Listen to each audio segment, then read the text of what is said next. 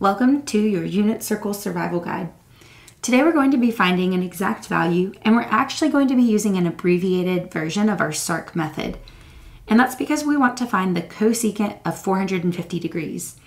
450 degrees is a special type of angle that we call a quadrantal. And all that means is that its terminal side lands on an axis.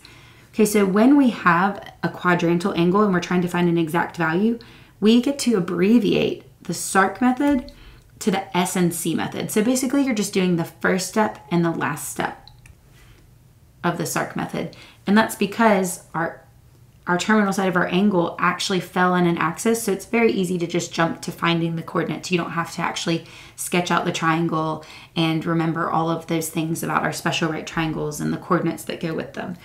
So it's really great when you get to find an exact value for a quadrantal angle. So let's see how that works. Here's our template.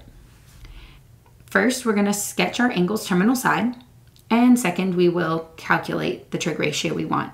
So we're doing this for the cosecant of 450 degrees.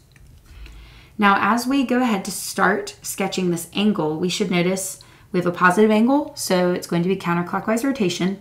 And this angle is also more than one rotation. It's more than 360 degrees.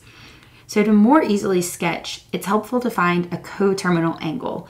And that just means they share the same terminal side. To do that, all you need to do is subtract 360 from 450. So you get that equals 90 degrees.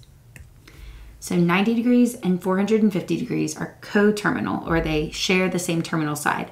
We just rotate one more time counterclockwise when we're drawing or sketching an angle of 450 degrees.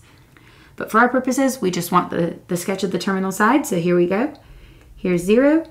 A quarter rotation is 90 degrees. So our terminal side must be right here on the positive part of the y-axis. Now that we have our sketch, we can go ahead and label with coordinates, because we'll use our coordinates for our calculation. We know that this angle, we're working on the unit circle. So here's the origin. A unit circle has a radius of 1. That's why we call it unit circle. So the coordinates here must be 0, 1. We simply moved up 1 unit from the origin. And now we're ready to calculate.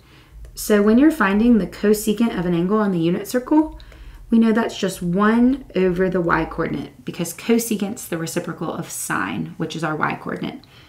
So here it's a super simple calculation. Our y-coordinate's 1, so 1 over 1, of course, is still 1. And the cosecant of 450 degrees is equal to 1. That'd be the cosecant for 90 degrees as well, positive 1, and the cosecant for any other angle that's coterminal to these. Be sure to check out more worked examples. Links are in the video description. And I'll also post links for some other general unit circle help as well if you'd like to check that out. Thanks so much for watching.